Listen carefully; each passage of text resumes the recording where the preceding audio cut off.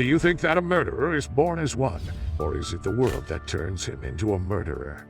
While certain innate qualities in people may make them more susceptible to committing a crime, it's undeniable that the events that take place in a person's life, especially in the vital period of childhood, leave a deep mark.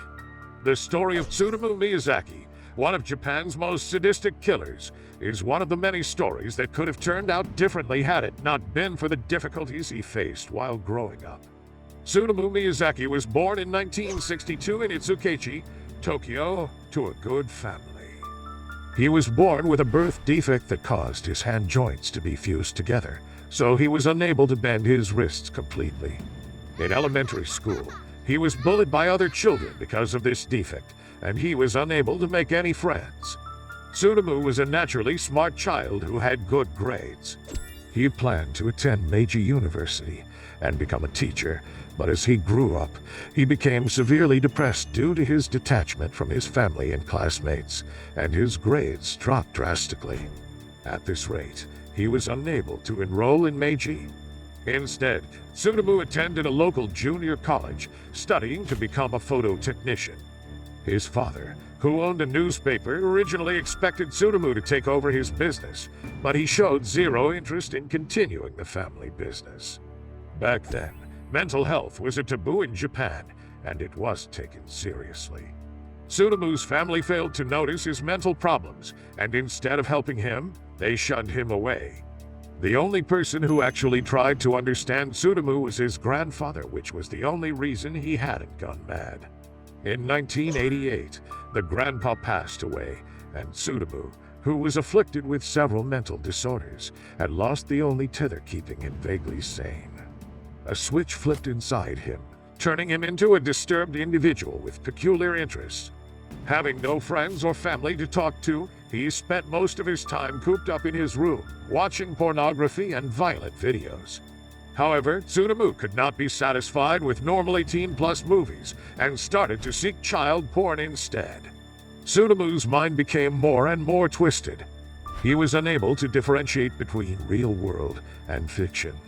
To him, whatever happened in porn and thriller murder series was the truth, and he sought something similar to please his beastly urges. Shortly after his grandfather's death, Tsutomu decided to do something unforgivable. He saw a 4-year-old girl playing outside all alone by herself. He approached the little girl, led her back to his car, and drove to a wooded area west of Tokyo. Once the little girl started to cry and make a scene, he strangled her to death. The evil inside of him had been unleashed, and it wasn't going to disappear until he sunk to the bottom committing this heinous crime. Then he sent a horrifying box to the girl's family with several small teeth and the photo of the clothes she'd been wearing the day she went missing, accompanied by a creepy postcard. He continued to do the same for his other victims as well. For the next year, he continued seeking girls who were walking or playing alone in the street. He would then approach them, coerce them into entering his car, and drive off to a secluded area to murder the innocent children. Then, once he mutilated their bodies, he would get rid of them and send boxes containing some of their remains to their families. One day, Tsutomu saw 2 sisters playing in a park. He approached the younger sister and lured her to his car. However, the older sister quickly alerted their father. The father managed to track Tsutomu down as he was photographing the younger sister in his car. Tsutomu fled the scene in panic, and the father was unable to subdue him, but the police were quickly alerted. A while later, Tsutomu returned back to the scene to retrieve his car, but the police quickly arrested him. The police suspected that Tsutomu could be the one behind the murder and disappearance of the little girls in the area, and proceeded to search his residence. In addition to the remains of his last victim, they found a collection of 6,000 videotapes of violent movies, child pornography, and even amateur footage of his victims. This was more than enough evidence to put Tsutomu behind bars.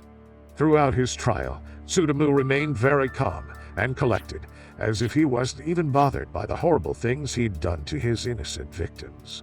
He claimed that he had an alternate personality named the Rat Man, who was responsible for the killings.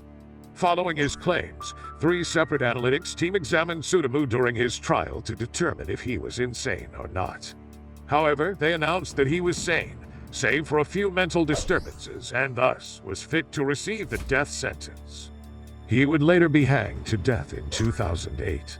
Tsutomu's crimes brought great shame to his family. His father publicly disowned him and refused to pay for his legal fees. Their home and business were destroyed, and after being unable to deal with the immense shame, his father committed suicide.